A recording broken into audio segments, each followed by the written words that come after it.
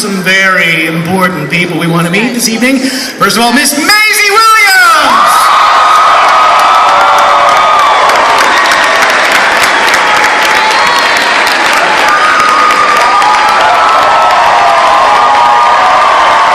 Mr. Jason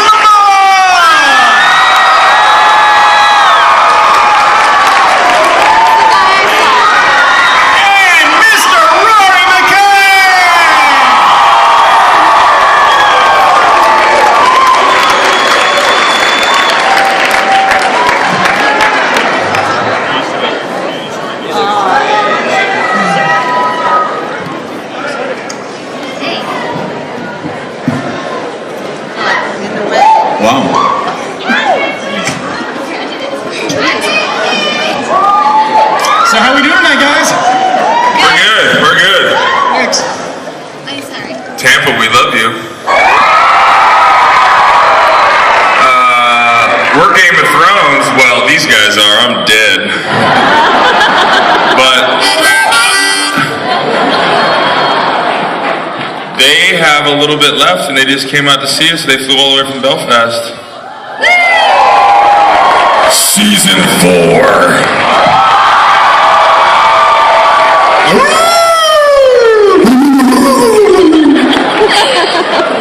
So I gotta get this question out of the way right now, guys. How many of Martin's books did you guys actually read for this? My parents read them all and they told me what happens, but I don't want to read them and read the scripts at the same time because it's confusing, because as you know the story changes a little bit. So I do really want to read them, but I'm going to wait until the show is completely finished and we're not doing any more, and then I'll go back and read what the story was supposed to be. So I will read them, and then I'll let you guys know what I think. That's a very diplomatic answer, yes. I've just read just ahead of where I'm meant to be, and I really wish I never read it. There's no pictures in it, so I don't read it. And besides, Drogo can't read. So why would he read it? So are you guys genre fans? Are you big fans of fantasy? Is this your first time working on a fantasy style project, or? Yeah, it was the first project I ever got, so yeah. Yeah, that's rough. It's in middle school, like you want to be on Game of Thrones, and you're like, oh sure. That's amazing. You know what I had to do on my first job? Let's not repeat it. That sucks. I love you. I love that your first thing is Game of Thrones. That's amazing. I would say that was a great start to your career, wouldn't you? My God, I started selling porridge to start off with. That's not good. That's not a bad thing in my country, though. That's quite a noble thing. That's fine. It was really funny when I auditioned. I did my final audition for Game of Thrones, and I met Rory, and we both sort of looked at each other and were like, "Cool," and then we just sat there. And then I went home and I was like, "Oh, I really recognise him from somewhere." And then I was googling around and I found that you're in Hot Fuzz. Yarp.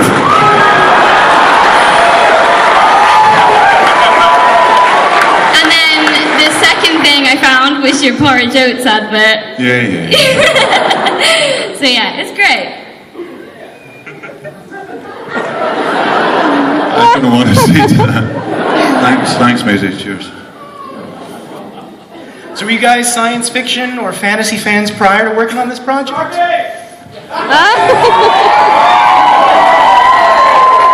I can't get enough of it.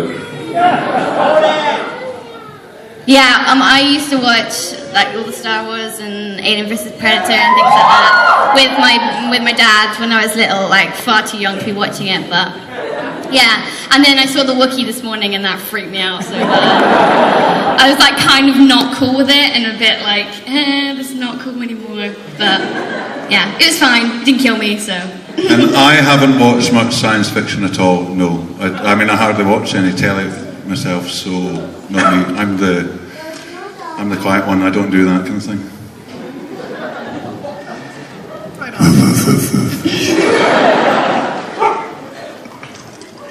Well, let's take some questions. So do we have a person ready to start with a question here? Yes, sir. What's your name? Hi, I'm Brett. And what's your question, sir? My question for you is, are you going to be able to announce a HBO spin-off series, The Adventures of Arya and the Hound? Because... Well,